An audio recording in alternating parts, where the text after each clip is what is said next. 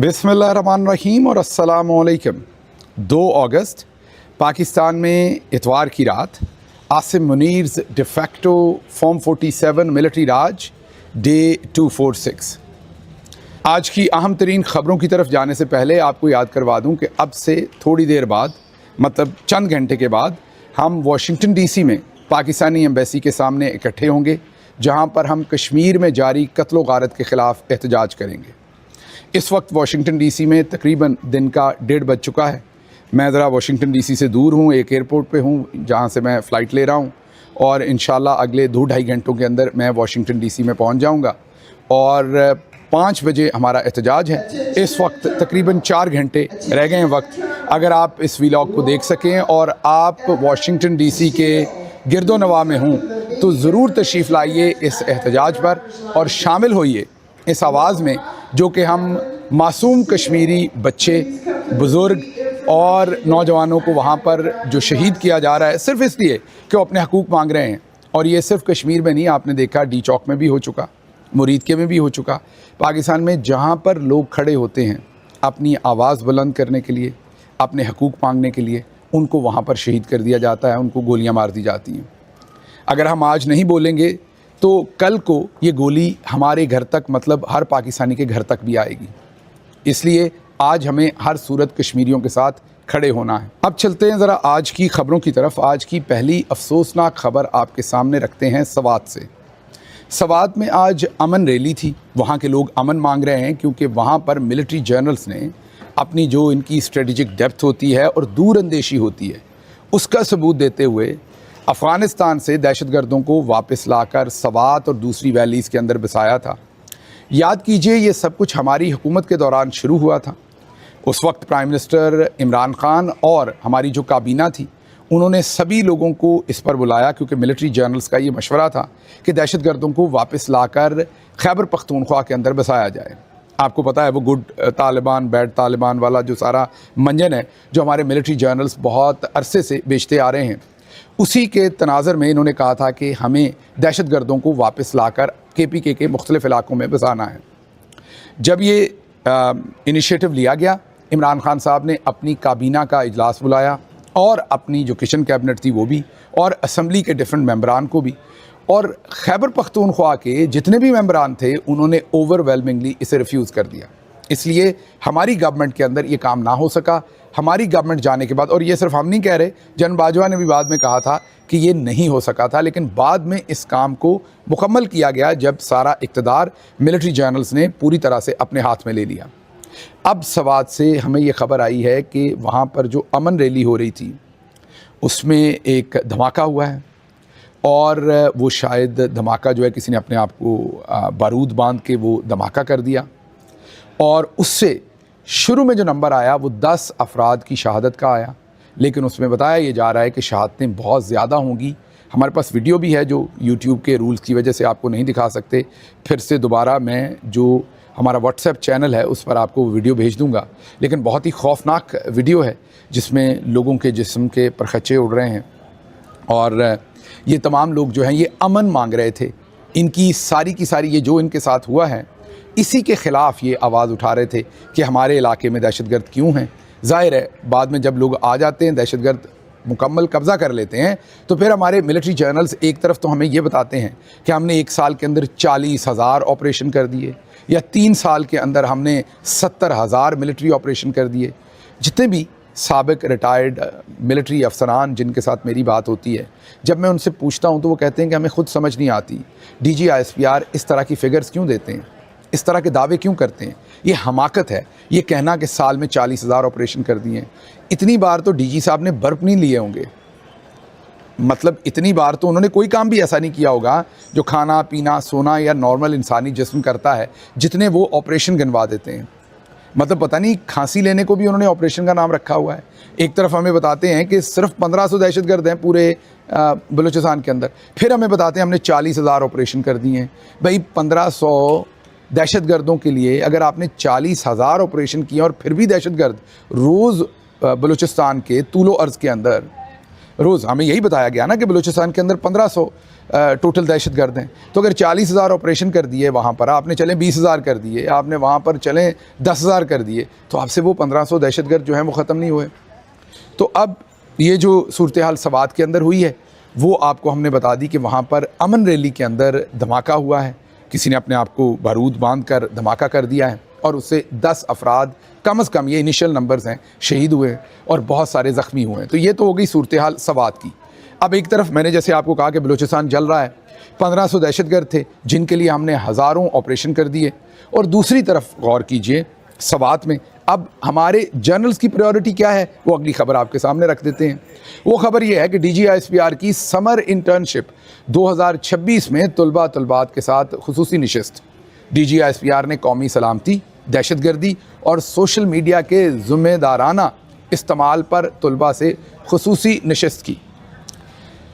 Summer internship 2026 के ये 6000 से ज़ायद तलबा हैं। मैंने आपको चंद दिन पहले, याद कीजिए, एक ऑडियो मैसेज भी सुनवाया था जो कि कोर कमांडर गुजरांवाला साहब का तो नहीं था, आवाज़ उनकी नहीं थी, लेकिन उन्हीं की जो कोर थी उसी के अंदर से ये ऑडियो मैसेज था जिसमें फ़ीमेल स्टूडेंट्स को रिक्रूट किया जा रहा था। और ये भी याद रखिए कि जो कोर कमांडर गुजरांवाला हैं वो ख़ुद कश्मीर के रहने वाले हैं, कश्मीर के बेटे हैं, और कश्मीर में जो कुछ हो रहा है उस पर वो भी मुकम्मल तौर पर खामोश हैं। और जब आप किचन कैबिनेट का हिस्सा होते हैं, वैसे तो कोर कमांडर्स बेचारे सारे बेबस होते हैं, हम यहाँ से तनकीद तो करते हैं। कल परसों आपका भी कमेंट था कि गिल साहब आप जनरल्स की बात करते हैं, पूरी फ़ौज ही ख़राब है। किसी दिन आपको मैं ये एक्सप्लेन करूँगा कि ये तो ख़ुद बेचारे हाईजैक हुए हैं सारे के सारे। हाँ, ये अलग बात है कि वो ज़मीर की आवाज़ पर बोलते नहीं हैं, वो अपनी जो कॉर्नर के प्लॉट्स हैं, कमर्शियल प्लॉट्स हैं, दूसरी मरात हैं, उसकी वजह से खामोश हैं, लेकिन इख्तियार इनके पास कोई नहीं है। ये भी हाईजैक्ड हैं सारे के सारे, जकड़े हुए हैं। इनकी हालत भी वैसी है जैसे आप ब्यूरोक्रेसी के अंदर देखते हैं कि बस सलूट ठोकना है और आगे चलना है। तो ये कोई इंडिपेंडेंटली बेचारे फैसले थोड़ी कर सकते हैं, तो किसी को मिल नहीं सकते इंडिपेंडेंटली। तो वो एक शहनशाह है ऊपर, जो आर्मी चीफ है, वही सारे फैसले करता है। लेकिन अब ज़रा गौर कीजिए इनकी कि एक तरफ दहशतगर्द जो हैं वो पूरे मुल्क के अंदर लॉलेसनेस उन्होंने फैलाई हुई है, और जहाँ दिल करता है वो दहशतगर्दी के वाक़यात भी कर रहे हैं, लोगों का कत्लेआम भी कर रहे हैं। और दूसरी तरफ ज़रा गौर कीजिए कि ये इंटर्नशिप प्रोग्राम रन कर रहे हैं। ये हमारे OTS के हैं, ये भी DGISPR साहब भी, ये 58 को 58 कहते हैं। तो अब मैं सारे पेरेंट्स से गुजारिश करूँगा कि जब बच्चे इनके वापस आएँ तो उनकी उर्दू में गिनती ज़रूर सुन लें, कहीं DG साहब ने उनकी उर्दू में गिनती ना ख़राब कर दी हो। मतलब DG साहब हमारे नालायक भी हैं रज के, और ये भी समझ नहीं आती कि ये हमारा काम नहीं है। 6000 स्टूडेंट, ये एक समर इंटर्नशिप का कोर्स है। अब ये विंटर भी करते हैं, समर भी करते हैं, स्प्रिंग भी, सारे मौसम, जितने मौसम हैं, और उसके अलावा और भी कई नाम रखे हुए हैं। तो ये अभी तक लाखों स्टूडेंट्स को ये भर्ती कर चुके हैं। उन्हें पैसे भी देते हैं, उन्हें बुलाते भी हैं, उन्हें अपनी तरफ मरूब भी करते हैं। मकसद एक है कि जो हमारा प्रोपेगेंडा वो फैलाओ, जो हमारे ख़िलाफ़ बात करे उसे गालियाँ दो सोशल मीडिया के ऊपर। ये इनका पूरे का पूरा मतमा नज़र है। उनको फिर रिक्रूट करते हैं और उनको सोशल मीडिया के अकाउंट्स बना के देते हैं, उन्हें फ़ोन ख़रीद के देते हैं। इस सारे प्रोग्राम का नाम आगाही प्रोग्राम भी है। आगाही जो प्रोग्राम है, आगाही कहूँगा, मेरा ख्याल आगाही कह दिया मैंने। आगाही प्रोग्राम जो है वो हर यूनिट के लेवल के ऊपर, जो मिलिट्री के अंदर हर यूनिट है उसके लेवल के ऊपर इन्होंने 2-2 सेल फ़ोन ख़रीद के दिए हुए हैं, और उन्हें कहा है कि आपने फेसबुक, ट्विटर, इंस्टा के ऊपर 10-10, 12-12 अकाउंट उन 2 मोबाइल फ़ोन से बनाना है, और फिर हमारा प्रोपेगेंडा जो है वो वहाँ से जो भी एक सेंट्रल मैसेज DGISPR के ऑफिस से आएगा, ये हमारे ज़राए क्लेम करते हैं, वो उन हर यूनिट पर मौजूद 2 जो टेलीफोन हैं उन्होंने फैलाना है। अब ज़रा आप एक लम्हे के लिए सोचिए कि मिलिट्री के लोग जिन्हें लड़ना है, जिन्हें इंटेलिजेंस पे फोकस करना है, जिन्हें अपनी पेशा वराना ट्रेनिंग करनी है, उनको इस काम के ऊपर लगाया हुआ है कि आपने हमारे सियासी मुखालफिन को गालियाँ देनी है आपने। और वो हमारे पास अब रिकॉर्ड भी है उस चीज़ का। कभी वक्त बदलेगा तो इसकी मज़ीद इन्वेस्टिगेशन करेंगे कि इसमें कौन कौन इन्वॉल्व था। उसमें गंदी गालियाँ दी जाती हैं, गलीज़, बुशरा बीबी के ख़िलाफ़, इमरान खान के ख़िलाफ़, इमरान खान की बहनों के ख़िलाफ़, दूसरे लोगों के ख़िलाफ़ कैंपेन्स वहाँ से रन की जाती हैं। ये जो 6000 स्टूडेंट्स हैं, ये एक इसके अंदर आए हैं। उसमें बताया कि आपने आज़ाद कश्मीर, भारतीय प्रोपेगेंडा, फितनतुल हिंदुस्तान, फितनतुल ख़वारिज का जो प्रोपेगेंडा है उसका आपने मुकाबला करना है, और उसके मुकाबले में ब्रीफिंग दी उसके मुतल्लक, और बताया कि कैसे आपने जाली झूठी ख़बरों से अपना बचाव करना है। अब सबसे ज़्यादा जाली झूठी ख़बरें तो हमारे माशाल्लाह से DG ISPR साहब ही देते हैं उनको क्या कहा जाए। तो इस सारी सूरत हाल के अंदर हम यही कह सकते हैं कि अगर ये अपने काम की तरफ फोकस करें तो शायद कुछ बेहतरी हो, लेकिन बदकिस्मती ये है कि ये अपने काम की तरफ फोकस करने की बजाय बाकी सारे काम जो हैं उनके ऊपर फोकस करते हैं। जैसा ये इंटर्नशिप प्रोग्राम रन करना, स्टूडेंट्स के साथ उनको डिसइंफॉर्मेशन फैलाना उनके अंदर, और उनको इस बात पे एग्री करना कि आप गालियाँ शालियाँ दें। अगली खबर की तरफ चलते हैं। इंडियन वज़ीर आज़म नरेंद्र मोदी, उन्होंने आखिरकार अब ऐलान किया है कि मैंने जितने भी लोगों ने मुझे गालियाँ दी थी, नाजेबा अल्फाज इस्तेमाल किए थे, मैं उन सबको माफ़ करता हूँ। उनको ज़ाहिर है गालियाँ पड़ी थी, लेकिन नरेंद्र मोदी इनसे ज़्यादा समझदार है, बहुत ज़्यादा समझदार। मैं आल्दो के वो बुच्चर है, कसाई है वो, हम उसने बहुत सारे मुसलमानों का कत्लेआम किया, हम सब उस जानते हैं कि वो एक जहनी मरीज़ है, लेकिन बदकिस्मती से ये कहना पड़ता है कि वो इनसे ज़्यादा इंटेलिजेंट है। उसमें सियासी सूझबूझ इनसे कहीं ज़्यादा है। ये वाले सियासत तो करते हैं लेकिन सूझबूझ नहीं है। उसको जब गालियाँ पड़ना शुरू हुई इंडिया में जैन जी से, तो शुरू में तो उसने एक आध दफ़ा लाठीचार्ज करवाया, उसको समझ आई कि ये काम मज़ीद नहीं चल सकता। उसने ना सिर्फ उस ऑपरेशन को बंद करवाया, उनके मुतालबात माने, अपने वज़ीर से इस्तीफ़ा लिया, और अब वो उनसे माफ़ी भी मांग रहा है। और दरमियान में याद कीजिए, मोदी ने बेचारे ने वो रील भी बनाई नीचे से, जिसमें कहा, उसने उनको मुखातब किया कि फ्रेंड्स, मैं आपका फ्रेंड हूँ, मुझे अपना फ्रेंड बना लो, मतलब फ्रेंड रिक्वेस्ट भेजी। वो अलग बात है कि जैन जी ने बहुत सारी मीम्स बनाई और बहुत ज़्यादा मोदी के ऊपर तनकीद की, गंदी गालियाँ भी दी। अब मोदी ने नया पैंतरा बदला है और उसने एग्ज़ाम्पल क्या दी है, उसने कहा देखें, मुंह के अंदर ज़ुबान भी है और दांत भी हैं। कई दफ़ा हमारी ज़ुबान दांतों के नीचे आ जाती है, उसका मतलब ये नहीं कि हम दांतों को मुंह से उखाड़ के बाहर फेंक दें। ये जो जैन जी है, इन्होंने मुझे गालियाँ दी हैं, ज़ख्मी किया है, लेकिन ये हमारे अपने बच्चे हैं, ये हमारे मुल्क का मुस्तकबिल हैं, तो इनको हम माफ़ करते हैं।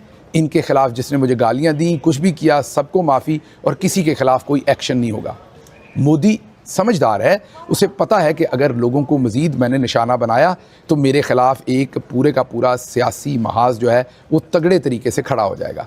इसलिए मोदी ने फ़ौरन से अपना पैंतरा बदला और इस चीज़ में से भरपूर तरीके से निकलने की उसने कोशिश कर ली। लेकिन आप ज़रा गौर कीजिए, हमारी तरफ क्या हुआ। हमारी तरफ हम 26 नवंबर को भी लोगों के सरों में गोलियाँ मारी हैं, मुरीद के में भी मारी हैं। मुरीद के वाले तो बेचारे हाथ खड़े कर गए थे, वो तो कह रहे थे कि खुदा का वास्ता हमसे बात कर लो। उनको तो लाए भी यही थे, वो इन्हीं की प्रॉक्सी पार्टी थी, आपको पता है, अभी भी वो दोनों भाई इन्हीं के पास हैं। पहले इन्होंने उन्हें निकाला क्योंकि इंटरनेशनली इन्हें ये सूट करता था ये सौदा बेचना, तो पहले इन्होंने उनको निकाला कि आप निकलें। जब वो निकल आए, मुरीद के आ गए और फंस गए, और उनको अंदाज़ा हो गया कि उनको इन्होंने बेच डाला इंटरनेशनली, उनके पूरे मुद्दे को, या उनको दिखा के कि ये कितने हैबतनाक किस्म के लोग हैं, देखें आपके लिए, बोर्ड ऑफ पीस के लिए हमें क्या कुछ करना पड़ रहा है। और इन्होंने वहाँ पर कत्लेआम किया। वो स्पीकर्स पर जो उनका कंटेनर था, उससे उस वक्त इनको आवाज़ें देते रहे कि ज़ालिमों गोलियां मत चलाओ, हम वापस जाने को तैयार हैं, हम बात करने को तैयार हैं, हम कुछ भी करने को तैयार हैं। लेकिन ये जैसे वो शिकार को फंसा के ले आते हैं, ये ला चुके थे और इन्होंने गोलियों से उन्हें भून डाला। तो एक तरफ मोदी का रवैया जो है वो देखिए, वो कितनी बदलते हुए हालात के अंदर इवॉल्व कर रहा है और बदलते हुए हालात को समझ रहा है और उसके मुताबिक फ़ैसले कर रहा है। और दूसरी तरफ हमारे मामलात क्या हैं कि आज ही अगली खबर मेरे पास है, लियाकत बाग रावलपिंडी के अंदर आज ही एक एहतजाज था। कश्मीरी ख़वातीन भी थी उसमें ज़ाहिर है रावलपिंडी के, पाकिस्तान के दूसरे शहरी भी, जैन जी भी थी उसमें। उनको इन्होंने लाठियाँ फेरी हैं, उनको इन्होंने गिरफ़्तार किया है, उनके ऊपर इन्होंने जुल्म किया है। तो सवात के अंदर, कबल के अंदर जो धमाका हुआ वो भी सुन लिया आपने। ये जो एहतजाज हुआ, इसके ऊपर भी लाठीचार्ज और गिरफ्तारियां की हैं, ताकि कश्मीर की बेटी है ना, उसके पास ये सारा कुछ है। मीन पंजाब की हदूद उन्हीं के पास है, आजकल वो फॉर्म 47 की चीफ़ मिनिस्टर हैं, वहाँ पर भी ये किया है। और दूसरी तरफ इंटर्नशिप में स्टूडेंट्स को ये कह रहे हैं कि आपने सोशल मीडिया के ऊपर जो झूठी खबरें हैं उनसे आपने बाज रहना है। अब अगर हम ये रिपोर्ट कर रहे हैं कि इन्होंने आज वहाँ पे जैन जी को गिरफ़्तार किया, लाठियाँ मारी हैं, या हम ये रिपोर्ट कर रहे हैं कि ये नाकाम हो गए हैं दहशतगर्दी को कंट्रोल करने में और सवात में फिर से ये सब कुछ हुआ है, तो इनके ख्याल में ये झूठी खबर है। और ये 6000 स्टूडेंट्स को बुला के वहाँ पर कह रहे हैं कि झूठी खबरों से आपने परहेज़ करना है और जो फैलाता है उसके ख़िलाफ़ आपने काम करना है। हालांकि ख़ुद सबसे ज़्यादा झूठ बोलते हैं। उसके साथ ही साथ ये भी ज़हन में रखिए कि उसी यूथ को 6000 यूथ को बुलाकर मिल रहे हैं, लेकिन खुद जब ट्वीट करते हैं तो ट्विटर के नीचे इन्होंने कमेंट्स नहीं खोले हुए।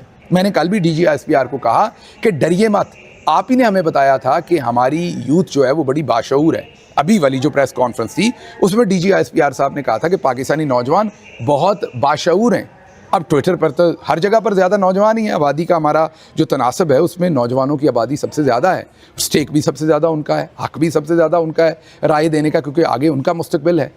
तो उन नौजवानों को सुनना नहीं चाहते। ये ट्विटर के ऊपर ट्वीट किया हुआ है, देखिए हम न्यूक्लियर पावर हैं, दुनिया की best of the best military हम क्लेम करते हैं, लेकिन हमारा जो ऑफिशियल ट्विटर हैंडल है उसके ऊपर हमने कमेंट सेक्शन को बंद कर रखा है। क्यों बंद कर रखा है? क्योंकि हमें पता है कि उन्होंने हमें फीडबैक क्या देनी है और फीडबैक किन अल्फाज में देनी है, ये DGISPR को अच्छी तरह से पता है। तो अगर आप वाकई पाकिस्तान की यूथ को बाशऊर समझते हैं तो फिर आप ये कीजिए कि आप उन कमेंट्स को खोलिए। जब आप उन कमेंट्स को खोलेंगे तो वहाँ पर आपको तत्ती तत्ती गरम गरम, वो कहते हैं ना फ्रेश फ्रॉम द ओवन, आपको फीडबैक आएगी। फिर मुझे नहीं पता आप उसे संभाल पाएंगे कि नहीं पाएंगे, मेरा ख्याल नहीं पाएंगे। और इसीलिए क्योंकि मैंने आपको अभी बताया कि मोदी देखिए उसने कैसे हैंडल किया ग्रेसफुली, मैं ग्रेसफुली कहूँगा, उसको गालियाँ पड़ी, वो फिर भी उसको हैंडल करने की कोशिश कर रहा है। आपको अगर गालियाँ पड़ें तो आप कमेंट्स बंद कर देते हैं, आपको ये लगता है।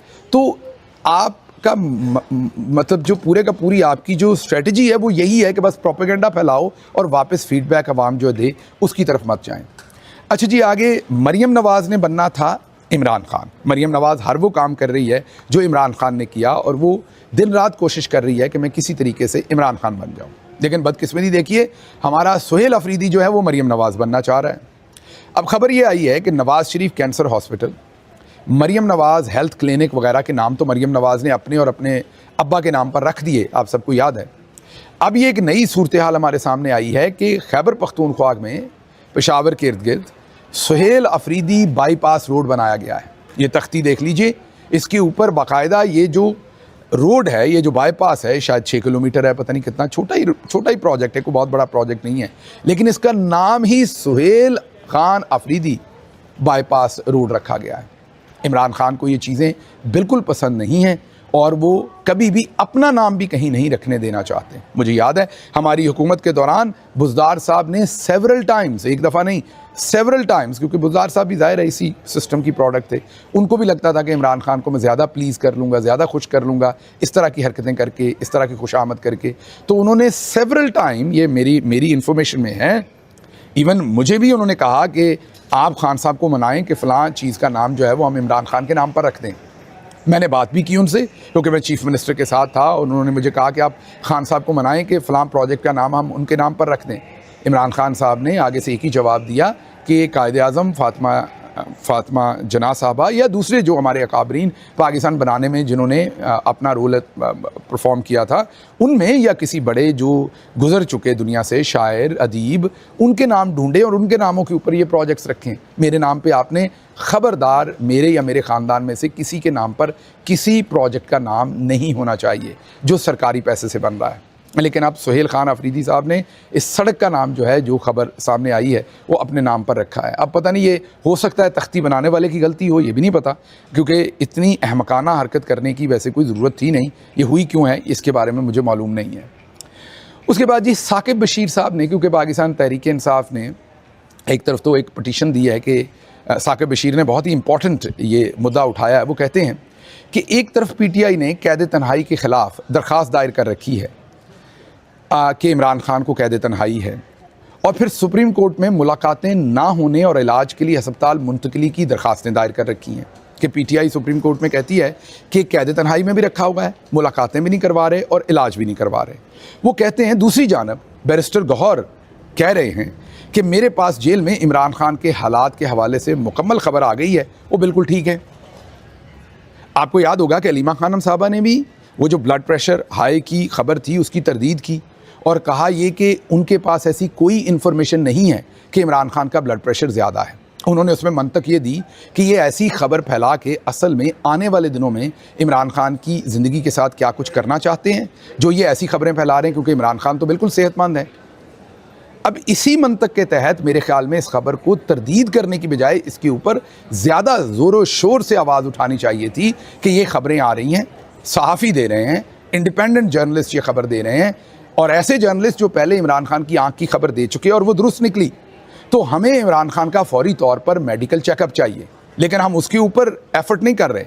गौहर खान साहब और अलीमा खानम साहबा, दोनों ने तरदीद करने के ऊपर एफर्ट की, जिसकी मुझे अभी तक समझ नहीं आई कि हमने उसकी तरदीद क्यों की है। एक तरफ हम अपने मुंह से मान रहे हैं कि हमारे पास जेल के अंदर से कोई मुसद्दका इतला नहीं है, ना इमरान खान की बीमारी की और ना ठीक होने की, ये हम अपने मुंह से कह रहे हैं। तो जब हमारे पास नहीं है और जर्नलिस्ट ये क्लेम कर रहे हैं कि उनका ब्लड प्रेशर जो है वो हाई रहता है और पिछले चंद दिन से उसका ट्रीटमेंट हो रहा है, तो हम बजाय उसकी तरदीद करने की हम क्यों ना इलाज मांगे। साकिब बशीर जो कि बहुत ही कोना मश्क कोर्ट रिपोर्टर हैं, सीनियर सहाफ़ी हैं, वो ये कह रहे हैं कि पीटीआई की समझ नहीं आ रही, सुप्रीम कोर्ट में जाके कह रही है कि कैद तन्हाई है, इलाज नहीं हो रहा, मुलाकातें नहीं हो रही, हमारे पास कोई इन्फॉर्मेशन नहीं इमरान खान की अंदर क्या हाल है, और बाहर कह रहे हैं कि हमारे पास पूरी इन्फॉर्मेशन आ गई है कि इमरान खान जो हैं, गौहर खान साहब ने ट्वीट कर दिया, वो जेल के अंदर बिल्कुल ठीक हैं। वो कहते हैं ये क्या कन्फ्यूज़ इनकी स्ट्रेटजी है। फिर सुप्रीम कोर्ट कहेगी कि आपके तो इमरान खान बिल्कुल ठीक हैं, तो आप यहाँ पर क्या लेने आ गए हैं कि हम उनका इलाज करवाएं और ये करवाएं। तो ये सूरत हाल जो है इसकी हमें भी समझ नहीं है कि ये दोनों तरफ से ये स्टेटमेंट क्यों आई, अलीमा खानम साहबा की स्टेटमेंट क्यों आई। जो मंतक अलीमा खानम दे रही हैं कि ऐसी खबरें फैलाकर ये असल में क्या इमरान खान की ज़िंदगी लेना चाहते हैं, उसी मंतक पर तो इस खबर के ऊपर हमें ज़्यादा आवाज़ उठानी चाहिए, क्योंकि हम भी तो यही कहते हैं कि इमरान खान का ब्लड प्रेशर जो है वो कभी भी हाई नहीं था।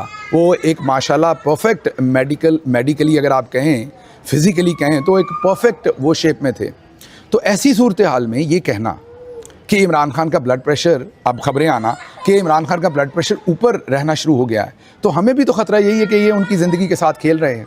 तो इसलिए इस खबर को मेरे ख्याल में रीथिंक करना चाहिए और इस स्ट्रेटजी को रीथिंक करना चाहिए कि हमने क्या करना है। अच्छा, बरतानवी जरीदा ऑब्ज़र्वर है, उसने एक बरतानवी अखबार ऑब्ज़र्वर ने एक ख़बर दी है कि शायद इमरान खान को मेडिकल ग्राउंड्स के ऊपर बहुत जल्द रिहा कर दिया जाए।